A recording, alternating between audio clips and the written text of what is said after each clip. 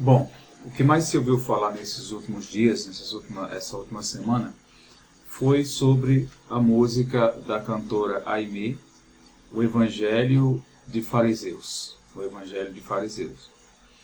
Bom, e nas redes sociais, na mídia, é só o que se fala, né? E a gente também gostaria de expressar a nossa opinião. Algumas pessoas perguntaram qual era a nossa opinião. Estamos aqui para falar aquilo que a gente pensa, tá? Mas eu gostaria de ser justo e de não buscar apenas falar daquilo que eu ouvi, né? Mas daquilo que a gente vai ter propriedade de falar. E muito se debateu sobre, também, né, não foi um ponto, não foi o foco disso tudo, mas surgiu ali uma polêmica entre os evangélicos, entre as igrejas, se aquilo se tratava de uma música, se era um louvor, se era um hino, e definitivamente não é um louvor. Se formos buscar a definição do que é hino, hino é uma composição musical que possui uma letra com conteúdo religioso, patriótico ou exaltação a uma causa ou ideia específica. A exemplo disso, o hino nacional, o hino da bandeira, o hino de um time de futebol. E louvor também eu diria que não é um louvor, porque na verdade louvor é uma forma de exaltação, de adoração a Deus através da música. Então definitivamente não é um louvor, não é um hino. Ao meu ver, é uma música que traz um conteúdo de denúncia, né? Um contexto social de uma região, mas que de fato, por trás dessa letra toda, existe ali uma crítica direta à igreja. E aí a gente quer analisar um pouco dessa letra para a gente entender a qual endereço foi feito, para qual endereço foi enviada essa crítica.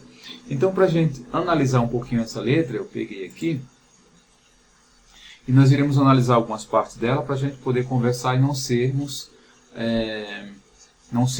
injustos. Primeiro quero pedir para que vocês entendam que eu não estou aqui para falar da Aimee, não sei nada sobre, eu só sei dela o que eu vi na mídia, não conheço a garota, não sei nada sobre a vida dela a ponto de poder ter propriedade de falar dela, né? Vamos falar do conteúdo da letra e pegar algumas frases que foi falada para a gente estar conversando sobre isso. Porque o debate durante esses dias tem sido se ela ataca ou não a igreja, né? Vamos ver o que a letra fala, tá? Nada melhor, porque foi isso que proporcionou toda essa polêmica. E a letra fala assim: fazemos campanhas para nós mesmos, eventos para nós mesmos, estocamos o maná para nós, oramos por nós e pelos nossos. O reino virou negócio, o dízimo importa mais que as orações. Bom, veja só, fazemos campanhas para nós mesmos? Será que isso é verdade? A gente já encontra aqui uma generalização. Quando a letra fala que nós fazemos campanhas para nós mesmos, o contexto que dá a ideia é que de toda campanha que é feita para nós mesmos. Claro que ela se inclui também, né? Ela coloca para nós como ela se inclui também. E a coisa não é bem assim. Todo mundo sabe que a coisa não é bem assim, né? A igreja está envolvida. A igreja ela se empenha em ajudar, em fazer campanhas em prol de causas. Então aqui já é uma generalização. Depois ela fala assim, ó: o reino virou negócio e o dízimo importa mais que os corações. Olha, é complicado, é pesado. É uma afirmação bem agressiva. O reino virou negócio. Se ela tivesse falado que no meio evangélico existe alguns templos que estão usando o evangelho para fazer negócio, nós ficaríamos calados. O problema é Quando ela fala o reino, a gente entende como o reino de Cristo, o reino genuíno. Não há como fazer negócio do reino genuíno de Cristo. O próprio Cristo chegou e expulsou ali do templo aquelas pessoas que estavam fazendo comércio. Não há como fazer negócio do reino genuíno de Cristo. Há como templos fazerem negócio. Tudo bem? Beleza. A gente sabe que no meio evangélico, no meio dos templos evangélicos, existem algumas coisas que de fato são questionáveis e que devem ser apontadas sim, que devem ser cobradas sim, tá? Mas, mais uma vez, uma generalização. E a letra segue assim: enquanto ele está querendo, quem nós nem pensamos ou nos preocupamos, oramos errado há séculos, dias, horas e anos nos afastamos. Uma coisa que ela falou, que essa música saiu quando ela se derramava, quando ela chorava vidas, né? E aqui fica claro que o que ela quis dizer aqui é que nós não nos portamos com essas vidas. O que parece que só ela se importa. É uma conotação, é algo bem forte mesmo. Que oramos errado há séculos. Complicado, né? Se oramos errados há séculos, que evolução que nós tivemos? Se oramos errado há séculos, então Deus não escutou a nossa oração. A letra segue. Há um evangelho de fariseus, cada um escolhe os seus, e se inflama na bolha do sistema. Enquanto isso, no Marajó, o João desapareceu, esperando os ceifeiros da grande seara. E segue: a Amazônia queima, uma criança morre, os animais se vão, superaquecidos pelo ego dos irmãos. É aqui que entra uma questão crucial. Parece que toda essa tragédia que acontece em Marajó é culpa da igreja. Se ela falasse que era culpa de alguns templos, talvez essa menina tivesse sido mais compreendida. Eu acho que ela teve muita infelicidade em colocar igreja. Porque a igreja de Cristo, a noiva, a igreja verdadeira, ela é imaculada. A igreja de Cristo, a noiva, ela se preocupa, ela vai atrás, ela busca. Por isso que ela é igreja, por isso que ela tem pessoas, por isso que ela é o corpo de Cristo. Dizer que a igreja de Cristo ela está corrompida pela bolha do sistema é uma afirmação pesada. Chamar o evangelho da noiva de Cristo de evangelho de fariseu, primeiro que não tem evangelho de fariseu, né? Onde a Bíblia fala sobre fermento de fariseu, não é evangelho de fariseu.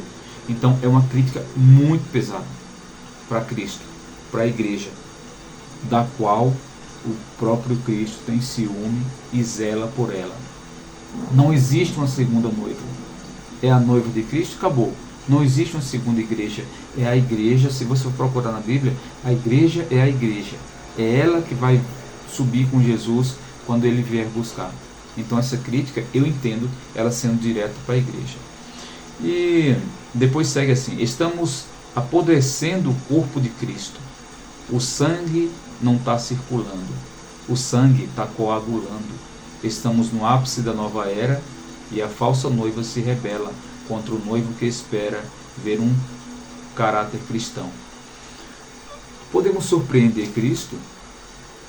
Uma noiva rebelde uma segunda noiva pode surpreender Cristo?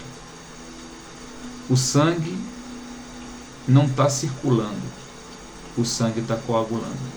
Estamos no ápice da nova era. É complicado pensar isso da igreja. A igreja de Cristo ela é imaculada. Os cristãos, nós cristãos, os templos, somos falhos, mas a igreja de Cristo ela é imaculada. Não temos como apodrecer o evangelho, a noiva de Cristo. Não tem como esse sangue parar de correr nas veias. quando ele vir buscar a sua igreja, ele vem buscar a igreja imaculada. E a igreja não é isso, que a igreja ela vai estar preparada para a volta de Jesus, para a volta de Cristo, como a Bíblia fala, como uma noiva ataviada, preparada, ela vai estar pura. Não podemos contaminar essa noiva, não podemos contaminar a igreja. Aqueles que estão usando o evangelho, estão usando os templos evangélicos para lucrarem através disso, não estão fazendo com que a igreja, com que o sangue coagule nas veias. Estão falando de um sistema, mas não que Cristo permite fazer isso. E aqui a gente entende que todo o contexto de todo o problema que existe na ilha de Marajó é culpa da igreja. Primeiro que nem todo o evangélico sabe do que acontecia lá. Por exemplo, eu não sabia o que acontecia lá em Marajó. Eu vim saber depois dessa música. Então para mim foi surpresa. Aí depois que eu descobri aquela polêmica lá da Damares, que é uma outra coisa que a gente vai falar depois. Mas analisando a letra dessa música, tudo que ela escreve aqui, como ela direcionou a igreja, eu acho que é aí que está o erro, né? O endereço foi errado. Se ela quisesse criticar algumas práticas de alguns pastores, de alguns templos religiosos, nós compreenderíamos. Tudo bem, seria uma mais pura verdade. Agora, quando você ataca a igreja de modo em geral, aí é onde entra a falha, onde entra o erro. Porque primeiro, tem uma coisa aqui que ela fala, que eu gostaria que vocês vissem aqui. Olha essa declaração que ela faz. Não, cara, tem que ir lá. Licença, viu, Pedro? Temos que falar sobre isso, cara. A igreja tem que se manifestar isso aí, através da cultura da arte. Temos que manifestar nosso ponto de vista também, cara. O protesto faz parte da arte, da música, e é isso. Jesus fala que às vezes nós cristãos nós terceirizamos muito para o governo, que é de responsabilidade nossa, como cristão. Retidão. A Bíblia diz, né, para nós ministros cristãos, aquele que... A Bíblia diz, né, para nós Bom, ministros veja cristãos, só, muitas vezes nós terceirizamos muito para o governo, que é responsabilidade nossa. Queridos, a igreja, ela não é responsável por criar leis, executar essas leis, e sim o governo.